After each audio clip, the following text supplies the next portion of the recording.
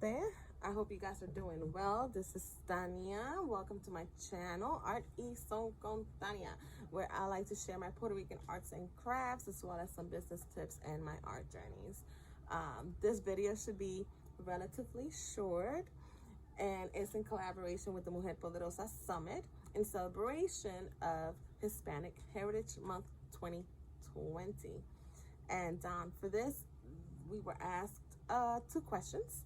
The first question being, how is being Hispanic affects my business? And well, considering that most of my artwork, at least 90%, it revolves around Puerto Rican culture, it's like the biggest thing for me, right?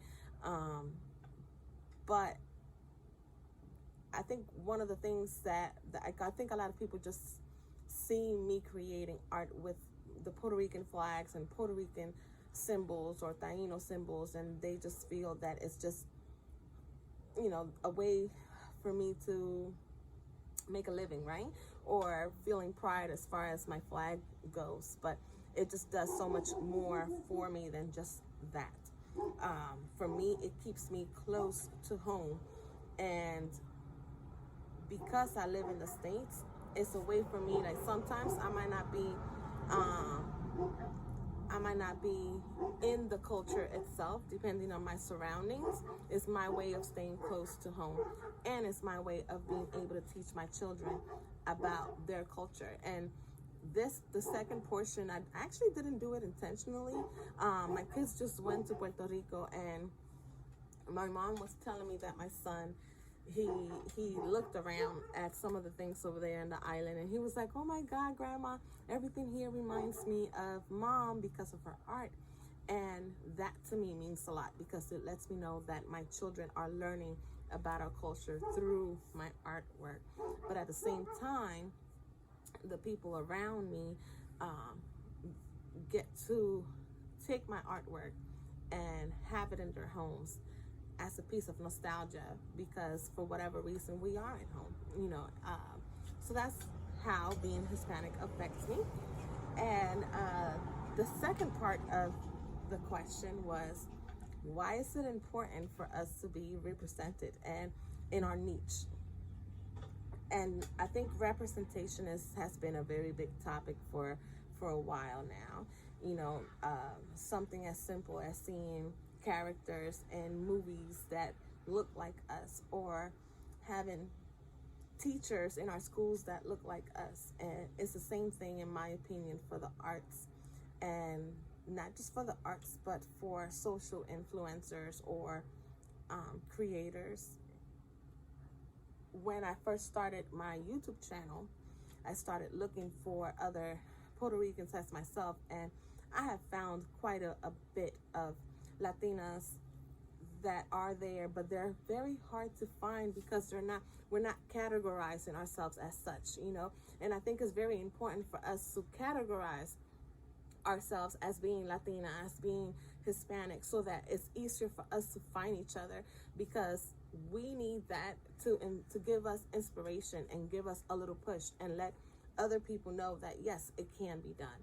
So for example, when it comes to the arts, if I go on YouTube and I look up, you know, Puerto Rican visual artists or Puerto Rican crafters, it's not that they're not there, but if we're not representing ourselves as such, whether it's by tagging or using it in a description, whichever way it may be, it's very hard to find. And that's a little disheartening for me, right? Because I think everybody at some point, no matter what niche you are in, you always want to feel like there's a community out there for you, like you have a tribe out there for you. And it's important for me. It's important for me to be able to look through social media, because social media, whether we like it or not, is very, very big in our lives right now, right? With this generation. It's very important for me to be able to look on social media and look on Instagram, look on Facebook, look on YouTube, and see other Latinas as myself doing what we do, you know, actually making goals, meeting those goals, succeeding, influencing, creating, being successful. Those things are important. So like that our young girls can look at that and say, you know what, that is an option for me. That is a route that I can go.